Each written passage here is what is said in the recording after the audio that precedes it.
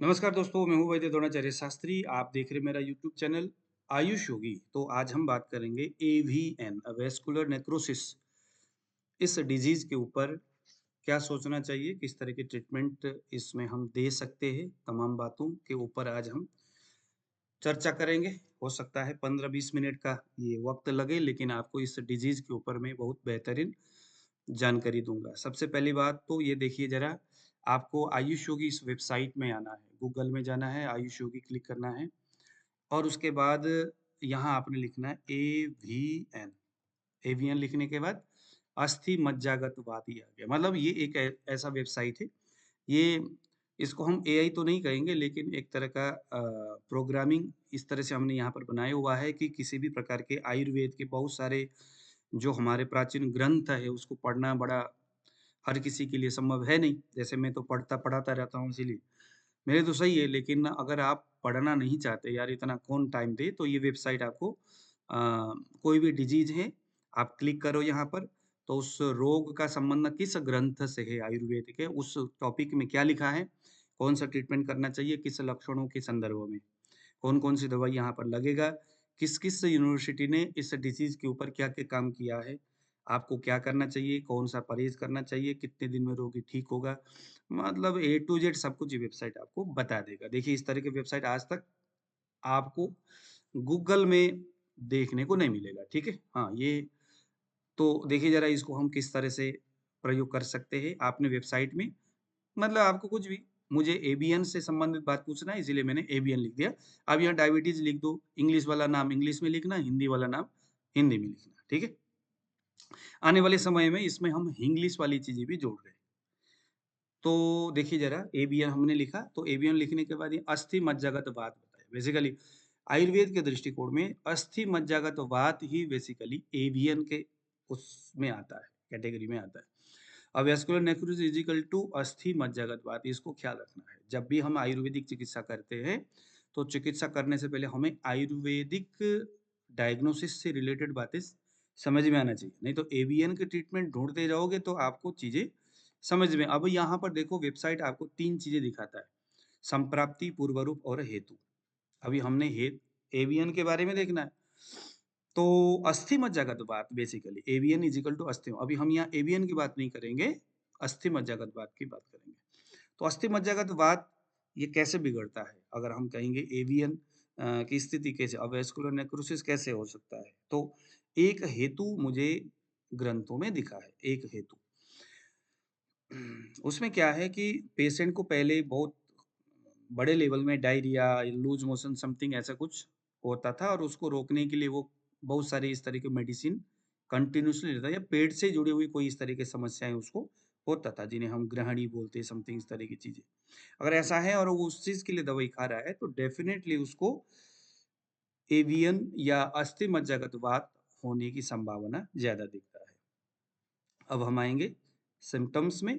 अब चूँकि एवीएन का सिम्पटम्स जो है वो उसमें जो है वो तो है ही।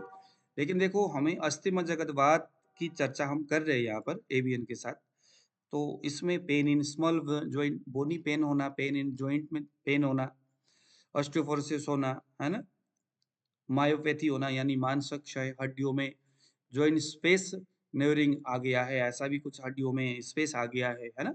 रात में नींद ना आना और हड्डियों में कट-कट करके आवाज़ आना, हेयर फॉल होना, ये सारे के सारे बेसिकली अस्थि मज्जागत वात के सिम्पटम्स है। अब ये चीज़ें एवीएन में दिखेगा, देखो कूल्हे में दर्द होना, हिप पेन होना, कंधा हाथ के कोहनियों में अकड़न होना, चलने पर यहाँ दर्द होना, घुटने मुड़ता नहीं है, सहारा लेकर लंगड़ाते हुए चलना पड़ता है।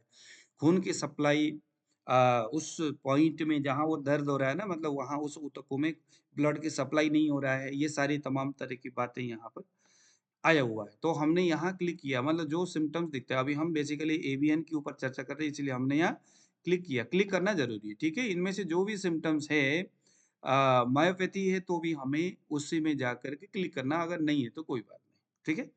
जो-जो सिम्पटम्स पेशेंट को इस वेबसाइट की में क्लिक करके ये देखिए नेक्स्ट में क्लिक करना है। फर्स्ट टाइम अगर आप वेबसाइट में आते हो, तो वेबसाइट बनाने में बहुत सारे हमारा इसमें एफर्ट पड़ता है, बहुत सारे हमारे खर्चा हो रहे हैं। तो थोड़ा-सा हम आपसे इस चीज़ के लिए हेल्प ले रहे हैं, क्योंकि इसमें हम अभी भी बहुत सारे काम कर रहे हैं, तो थोड़ी-सी कुछ पैसे आप इसको पे कर दो, तो आपको मतलब लगा लो कि हर महीने, हर साल आप इसका यूटिलाइज़ कर सकते हो इस वेबसाइट का।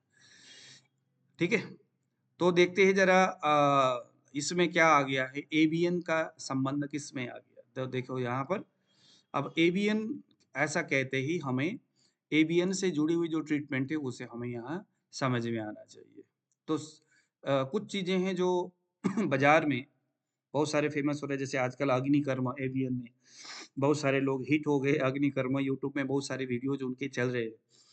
तो मेरा अग्निकर्म, विद्यकर्म, पता नहीं पत्र पुटली शोध, न जाने क्या-क्या चीज़ें करते हैं और उसी चीज़ से उनकी रोज़ी-रोटी चलती है। चलो उनके चले, लेकिन मेरा मानना ये है कि एवीएन अगर है, तो ये बहुत गंभीर अवस्था है। धातु क्षय की अवस्था है।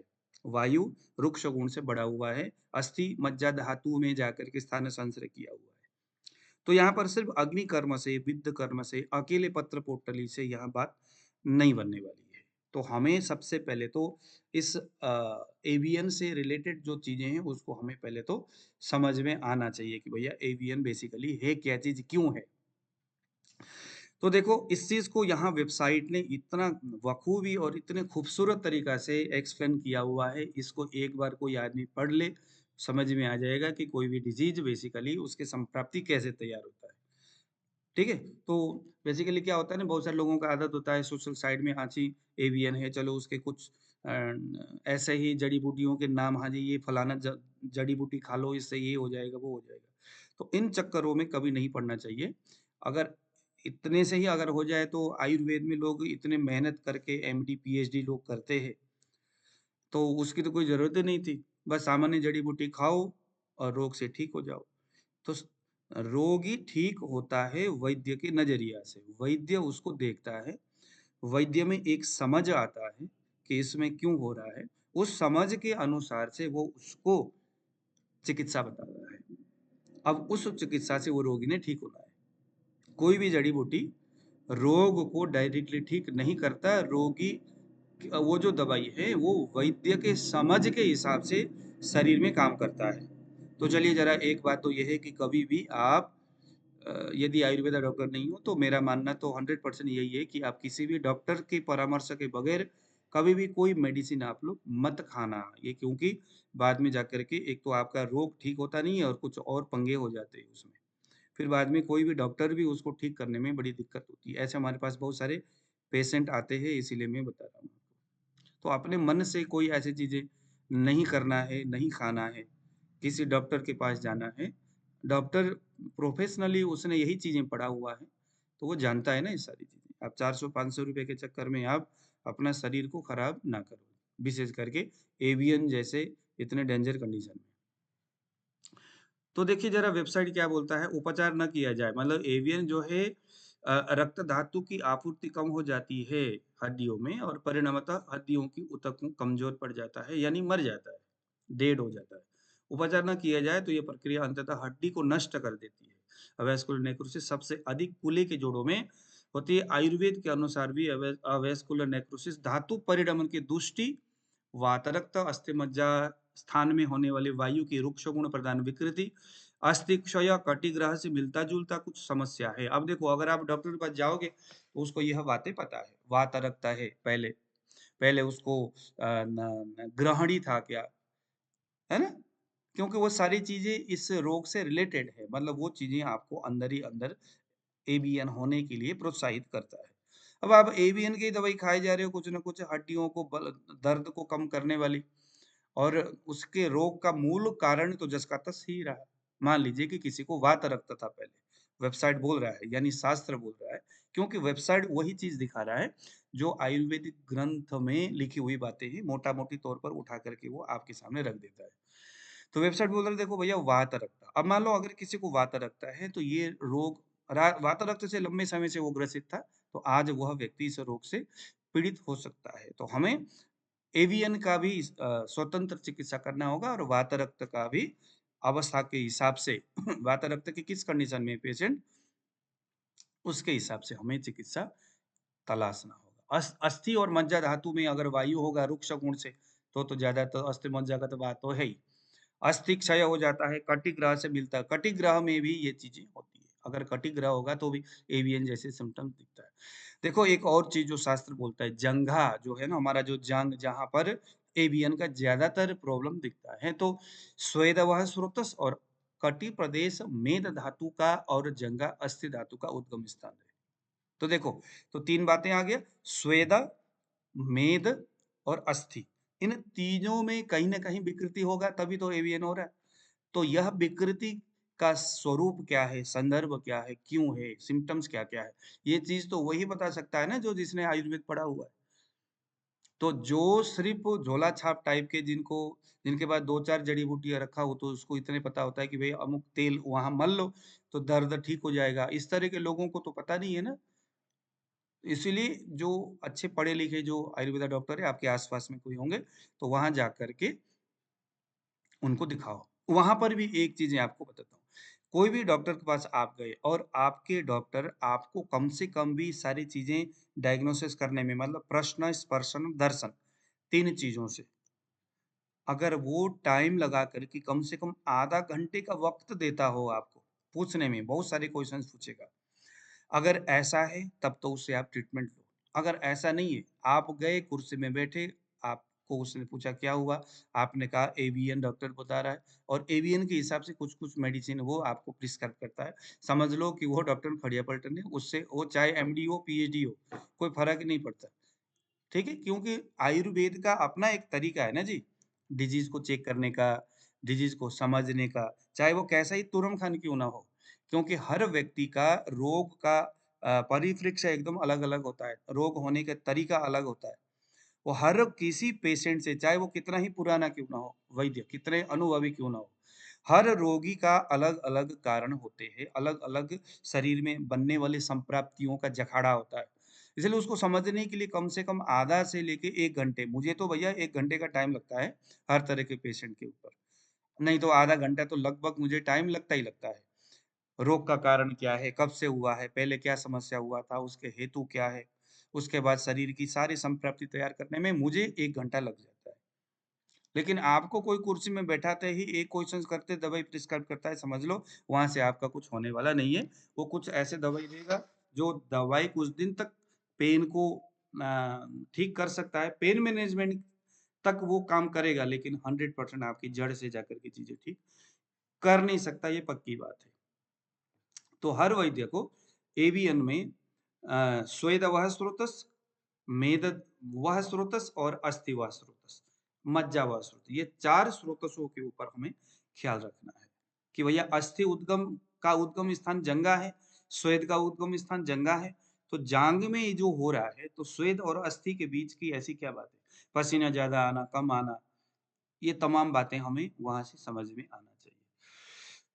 अब देखो, आघात होना मतलब अस्थि और मज्जा धातु की विकृति का एक हेतु बताया है, मतलब कुछ चीजें जैसे आघात लगना, शरीर में कहीं चोट लग गया, जानवर ने मारा, ऊपर से नीचे गिर गए, शरीर में चोट लग गया, किसी ने मुक्का मार दिया तो वहां पर आघात हो गया, इंटरनल ब्लीडिंग होना शुरू हो गया, इंटरनल मसल्स में कोई प्रॉब्लम आ गई, दर्द होना शुरू हो गया।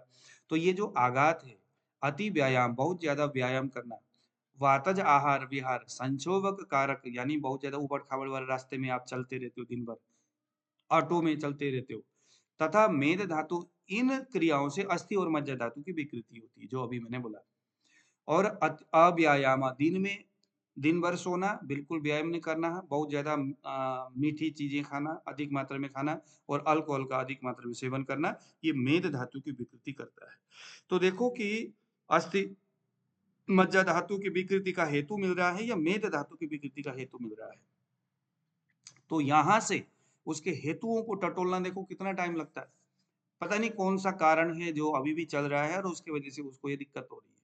तो उसको हमें रोगी को बैठा करके टाइम लगा करके प्रॉपर नाड़ी अगर आप देख सकते हो तब तो बहुत ज़्यादा टाइम लगता नहीं है, क्योंकि नाड़ी में तो पता चल ही जाएगा कि अस्थि धातु है, मज्जा है, क्या है। तो उससे जुड़े हुए कुछ क्वेश्चंस कर लो, 15-20 मिनट में आपका सारा काम हो जाएगा, उतना भी नहीं लगता। नाड़ी अगर आप प्रॉपर तरीके से देखना जानते हो। अगर नाड़ी देखना नहीं जानते हो, तो आपको फिर वहाँ तक पहुँचने में थोड़ा टाइम लगता है। ठीक है? और देखिए यहाँ पर क्या बताया जा रहा है कि अगर ऐसी स्थिति है तो यहाँ पर हमें रोगी से बहुत सारे क्वेश्चंस करना है, ठीक है? तो करने के बाद हमारी जब ट्रीटमेंट के जब हम रूपरेखा जब तैयार करते हैं, तो वहाँ पर हमें क्या करना होगा? सबसे पहले नंबर में दीपन, पाचन, स्नेहन, स्वेदन, पंचकर्म की जो बातें हैं, उसमें से इस पेशेंट को क्या-क्या देना है? संतर्पण और अपतर्पण चिकित्सा 2 तरह की चिकित्सा चरक बोलते हैं। इसमें से ध्यान देना ये संतर्पण करने वाली चिकित्सा क्योंकि रोगी को अपतर्पण हुआ है। तो यहाँ पर ब्रीह्मण शोधन करना है, ब्रीह्मण चिकित्सा देना है। आयुर्वेद के अनुसार यहाँ ब्रीह्मण चिकित्सा देना कंपल्सरी है, ये ध्यान देना। दीपन पाचन की ज़रूरत अगर होती है, भूख बिल्कुल कम लगती है, खाया हुआ डाइजेस्ट नहीं होता, आँखों के नीचे उसके स्वेलिंग सा बना हुआ है, तो हिंगवाष्टक चूर्ण देना है या आपको न सूत सेकर देना है, क्या देना है? कफ पित्त वात के हिसाब से रोगी को आपने देना है। अग्निकर्म, यापन, वस्ती अब अग्निकर्म हर किसी को करने की ज़रूरत है या नहीं है वो अवस्था आजकल तो बहुत सारे लोगों ने व्यापार बना लिया कि बस जो भी राम आएगा तो भी अग्निकर्म पहले लेटा है बेड में देखा-वखा कुछ नहीं सीधे ही अग्निकर्म। तो ऐसा नहीं करना है कि बहुत सारे लोग मैंने देखा है कि वो सिर्फ़ अग्निकर्म और विद्याकर्म के ऊपर ही अपना अपना वो काम करते हैं। तो ये नहीं भैया आयुर्वेद का समूचा ये जो चिकित्सा है, पंचकर्म के हिसाब से हमें काम करना पड़ता है, जिसमें अग्निकर्म भी आता है, विद्यकर्म भी आता है। बहुत सारी चीज़ें आवश्यकता अनुसार कपिंग करने की ज़रूरत हो तो कपिंग करो, श्रिंगी करने की ज़रूरत हो, श्रिंग करो, लिच करने की ज़रूरत हो, लिच करो। ये लेकर के मत बैठो कि भैया मेरे पास तो लिच है, कपिंग है नहीं, मैं तो लिच ही दूँगा। आवश्यकता है तो देना है, नहीं है अगर आपके पास नहीं है तो गलती है, कमी आपकी है। पेशेंट को क्यों आपने तंग करना? तो यहाँ पर अभ्यंग करना है क्योंकि ब्रीह्मण करना है तो दूध का पत्र सालीपिंड स्वेद आपने इसको देना है। कैसे-कैसे बनाना है वो भी वेबसाइट आपको बता रहा है। 400 ग्राम चावल, 1.5 लीटर कम से कम दूध, बला का जड़ सभी इनको मिला कर के खीर जैसा इसको पकाना है और धान्यामल धनिया आदि इसमें डाल करके अच्छी तरह से आपने इसको तैयार करना है। अब यहाँ पर देखो मेथी, सरसों, शतपुष्पा यानी सौंफ, जटामासी, अतसी से करे ये ठीक है? इसको डालें और उसके बाद अश्वगंधा तेल से काफ़ी मसाज करें, फिर पिंड स्वेद करें। पिंड स्वेद करना है, जो ये पिंड स्वेद में मेथी, सरसों, शतपुष्पा, जटामासी, अतीस, दूध, चावल, बला का जड़ सारा डाल कर के आपने पिंड स्वेद बनाना है। तो इसको करना है। फिर मसाज करना है। उसके बाद वस्ती देने की ज़रूरत पड़ती है, वस्ती तो देना ही पड़ता है। तो योग वस्ती क्रम से मंजिष्ठादि क्षीर वस्ती देना है। ठीक है? तो मंजिष्ठादि क्षीर वस्ती देने के लिए भी यहाँ पर वेबसाइट में सारी चीज़ें आपको बताया है। तो मेरा अभी बताने का ये मकसद है वीडियो बनाने का कि एवीएन जैसे खतरनाक और घातक रोग में जहाँ पर धातु क्षीण हो रखा है, तो रोगी को बार-बार वमन कराना, विरेचन कराना, बार-बार उसको अग्निकर्म करना, बार-बार आग से लोहे से जलाई जा रहे हो, जलाई जा रहे हो। तो अग्निकर्म जो होता है, वो प्रत्यक्ष दर्द को कुछ देर तक ठीक करने के लिए होता है, वो डिजीज़ मैनेजमेंट नहीं करता वो। वो जड़ से ही स्थितियों को ठीक नहीं करता, ठीक है? तो अग्निकर्म का यहाँ बहुत ज़्यादा महत्व है, लेकिन बहुत सारे लोग तो अग्निकर्म ही दिखाए जा रहे हैं, हाँ जी, इससे हम ठीक करेंगे।